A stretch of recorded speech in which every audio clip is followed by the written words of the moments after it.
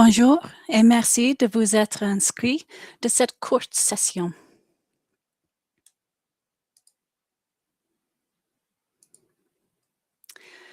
Aujourd'hui, je vais vous proposer quelques formulations utiles pour signaler un risque projet en anglais sans paraître négatif en réunion internationale.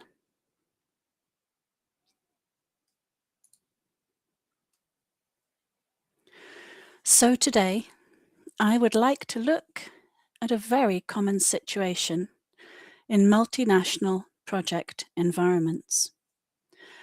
At some point during a meeting, someone needs to raise a delivery risk, question a proposed timeline, or suggest that an approach may need to change.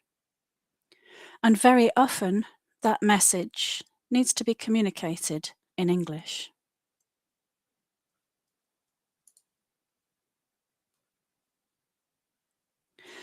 In many multinational working environments, professionals are expected to raise delivery risks, suggest changes, or question timelines at an early stage.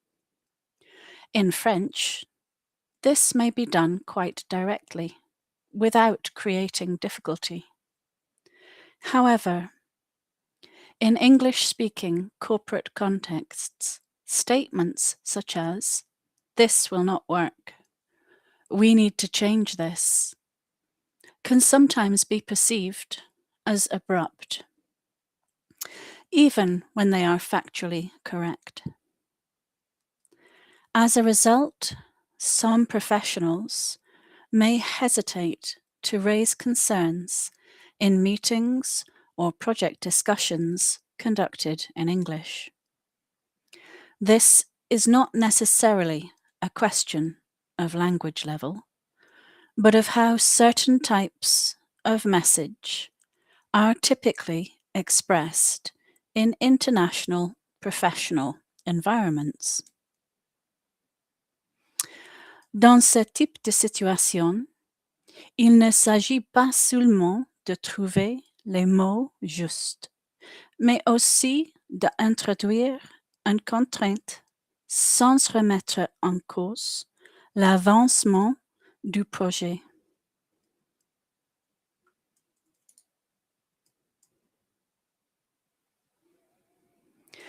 Here is a typical situation that may arise during a project meeting conducted in English. For example, a team member may need to indicate that an implementation deadline is unrealistic, that the client may not yet be ready, or that internal resources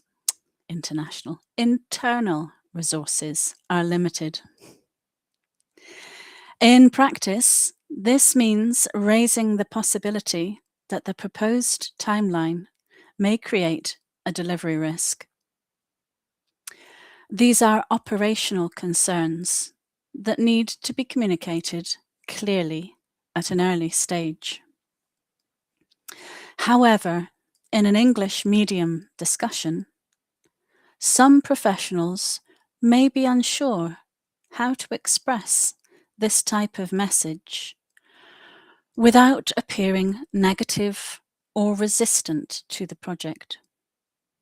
As a result, concerns may be expressed indirectly or raised later in the process.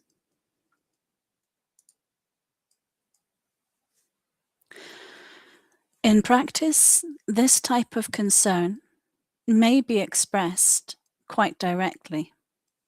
For example, "This will create delays. We cannot deliver by June."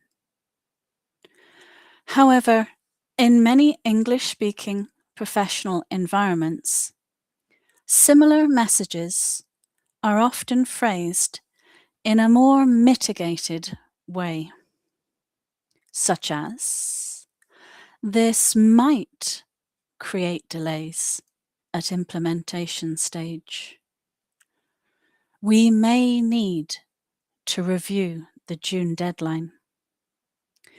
This is not necessarily an attempt to be vague. Rather, this type of phrasing is commonly used to introduce risk, signal potential constraints, or propose adjustments without appearing to block progress.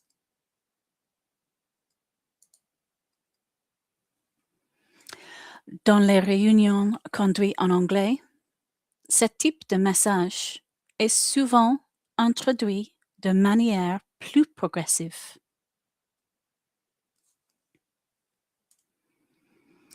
In English medium project discussions, concerns or constraints are often introduced using conditional structures of this type.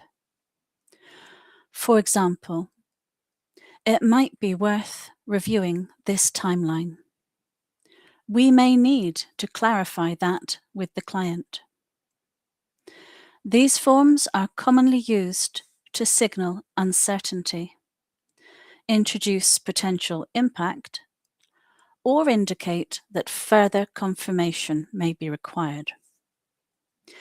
They allow operational issues such as delivery risk or resource limitations to be raised within an ongoing discussion without appearing to halt progress.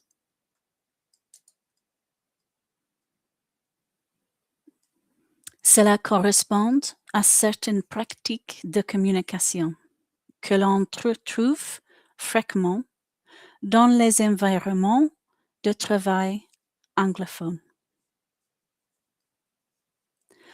In practice, professionals working in English-speaking corporate environments may introduce disagreement, risk, or proposed adjustments in a more gradual way. For example, alternatives may be suggested indirectly, or timelines discussed using conditional forms. This type of communication allows operational concerns to be raised while maintaining collaboration, preserving working relationships, and supporting stakeholder alignment within the project.